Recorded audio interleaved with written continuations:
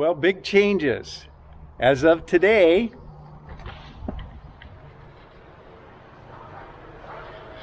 this is going to be where the Smart Woodshop is.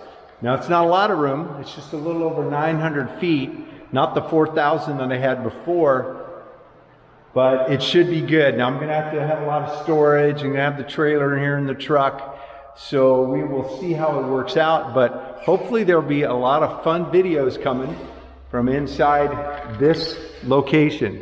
Now it's going to be temporary. I took a year lease on it just to give myself a little room to find some property and build exactly what I want. Like I was saying, the space is going to be a bit tight at just over 900 feet.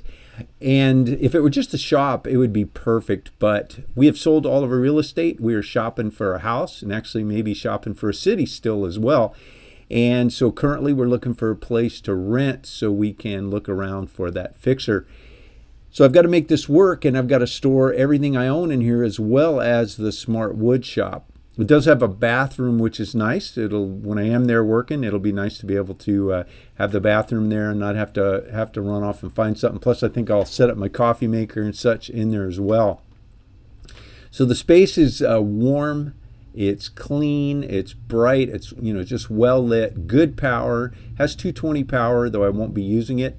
And it also has cable. If I decide to do some live streaming or something, I can bring in cable. Not sure I want to go for paying for that subscription, but at least it's there. And again, it has heat, electric heat. I'll try using that as little as possible to keep the cost down. In the last shop, the 4,000 foot shop, I never turned the heat on even once. So I think I can get by with it. So the question is will the trailer fit in the door?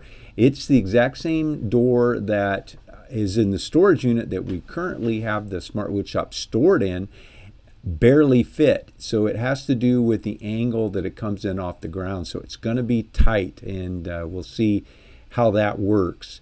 My goal is to get the trailer in, nose in first, tight up to the back wall, and then squeeze the truck in, and then I can move the truck out and have that space be where I would work. So every day I'd have to clean up, put everything away, and then put the truck back in since I don't have any place else to put it.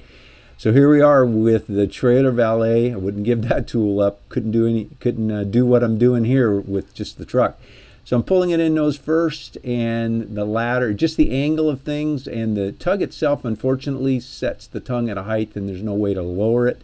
The tires on the valet are solid rubber, so you can't let the air out. I don't think that would help anyway.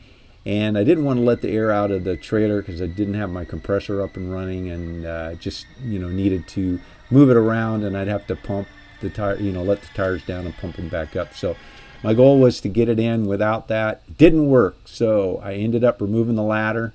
Haven't done that before. It ended up being a pretty easy job. 6 screws. There's a little bit of caulk I had to cut loose, but got it done.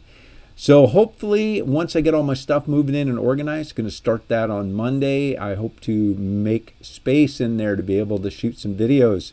So if you guys like these videos and want to follow along, let me know what you want to see me do.